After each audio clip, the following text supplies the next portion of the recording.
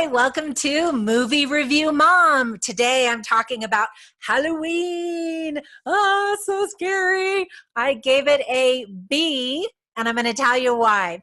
First, in a nutshell, I generally don't like scary horror movies, especially slasher ones where everybody dies and there's blood splatters and all that kind of stuff. I just don't really like that kind of stuff.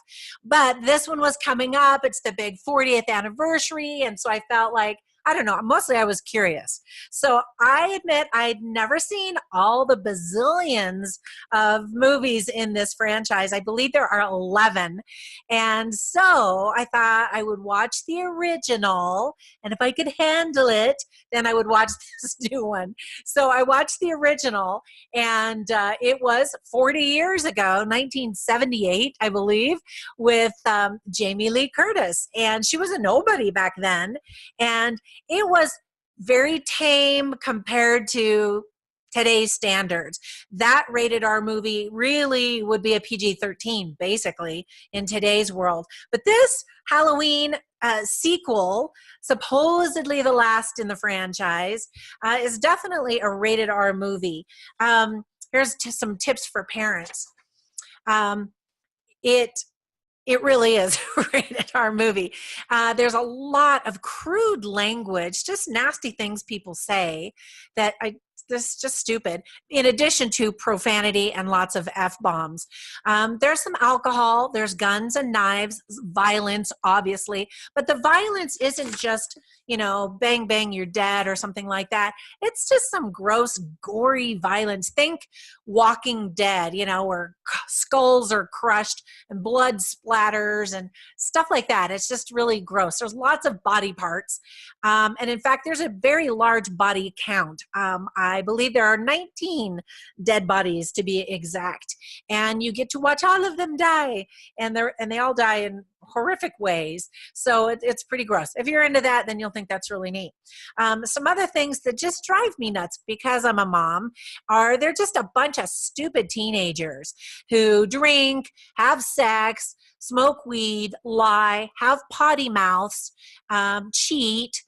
And really, honestly, that's what you saw in the very first Halloween movie. The teenagers were just jerks. I didn't really like any of them, except for Jamie Lee Curtis's character, because she was more sweet and innocent and didn't do all of those things. She did smoke weed in the first one. But anyway, I really like her. Oh, back to the parent tips. There are also some creepy mannequins that might scare kids. Really, this isn't a movie for little kids. This is for adults that probably watched the first one many years ago and maybe saw all of the sequels. The good news is if you didn't see any of the sequels, you could just watch the first one and this one and feel like it's a complete story. You don't have to have seen all of the other ones in between, which is good because I don't want to see all of them. And I heard that they weren't very good anyway. The original horror movie was like a B movie. And so this one kind of feels like a B movie as well. The uplifting theme. Let's see. I guess I could say persistence. Preparation, definitely, because Jamie Lee Jamie Lee Curtis's character, Laurie Strode, has been preparing all of her life. And in fact, Jamie Lee Curtis really ends an air of realism, I think, to this character. She's not just kind of this dumb lady. She's a woman who's been traumatized for the past 40 years because of what she saw happen 40 years ago. And so she delivers some appropriate weight. She kind of gets a little crazy, but it's all in the name of being prepared. So there's a little theme for you. Also a theme of letting go of the past. Time to move on and think about the future. And that's a good lesson. Female empowerment, because the movie really features these women, this 3 generations of women. Jamie Lee Curtis is the grandmother, her daughter, played by Judy Greer, and then her granddaughter. And so these 3 women together have to not only conquer Jamie Lee Curtis's character's fears from 40 years ago, because they've all been living through it as well, through her, but then they also have to They have to get the bad guy together. Okay, maybe that's a spoiler alert. Well, anyway. Um, and then resolution, I suppose. So let's see. There are some uplifting themes. Let's move on to the things that I liked. Ta-da! Obviously, if you like scary movies, then you like jumps and scares. And there's plenty of that. That's kind of fun. I mean, even I admit it's fun to be scared sometimes like that. Nick Castle actually is the third and the oldest actor to play the role of this Michael Myers, this creepy guy. There's some things I thought were just stupid from the old one, the original movie. The kid murders his sister when he's 6 years old, so he gets sent off to prison, and then he reemerges in the very first movie as, you know, a 20-something-year-old guy, I guess, and he automatically knows how to drive a car and hunt people down. You know, like, when did he have time to learn how to drive a car when he was in prison? I don't know.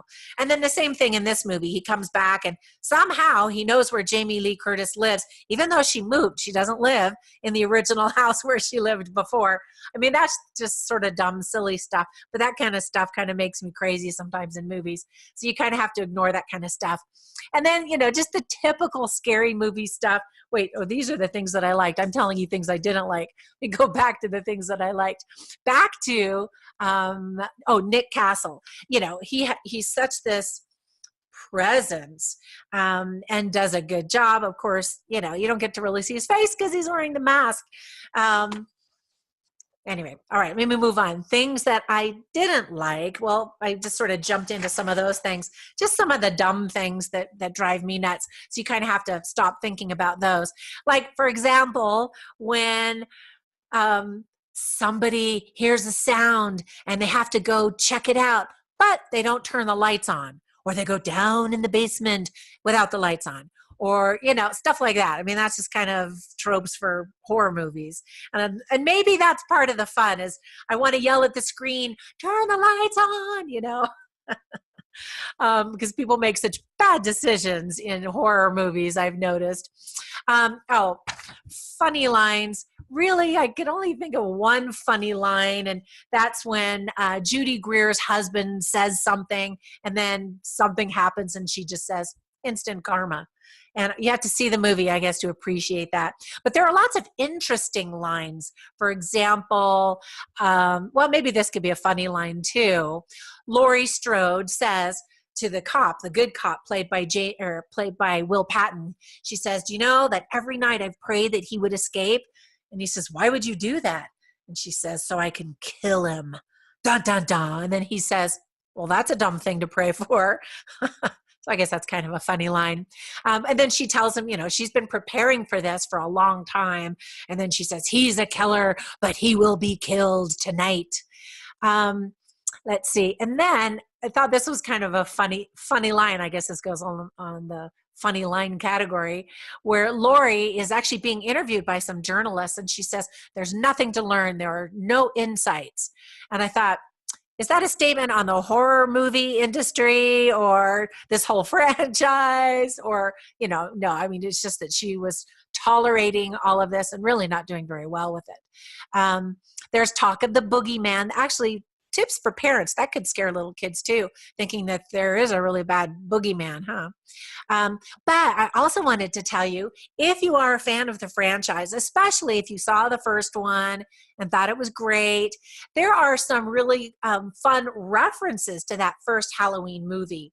So there's that music, you know, the piano, do, you know, but it feels a little bit more modern and updated, which is appropriate, of course. And then there's the heavy breathing from the first movie, of course.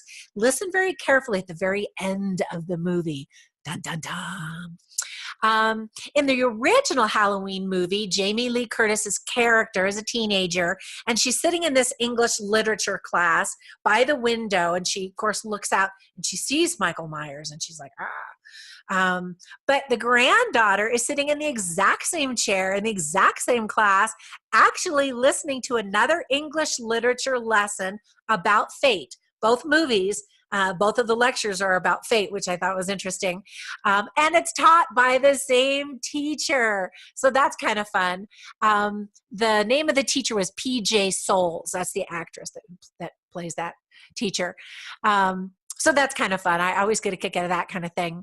You actually see a few clips from the very first Halloween as they're talking about what happened in the past. They call them the babysitter murderers. There's a kid that accidentally walks into Michael Myers while he's wearing the mask on Halloween, and the kid just thinks he's, a guy wearing a mask. And so that happens in the first movie and in this one, which is kind of fun. Now, there's a lamp in this one kid's bedroom, and it has a clown with a knife on it. That's a subtle reference to the first movie. And my first question was, who on earth would buy a lamp like that to put in a kid's bedroom? Obviously, that item was there to give you a gentle nod to the very first movie. And I respect that, definitely. The opening credits in both movies start with jack-o'-lanterns. And this one, the new movie, is kind of fun because it starts off with a jack-o'-lantern that's kind of all smashed. And then it just kind of comes back to life. It reanimates, which, is there a lesson in that there for us? Is that some symbolism? And then I mentioned before, both movies feature really dumb teenagers.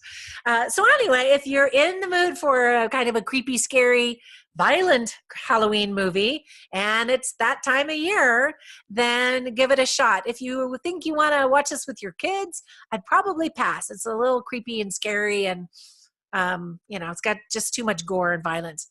Anyway, hope you enjoy this movie review. Hope you enjoy the movie. See you at the theater. Bye.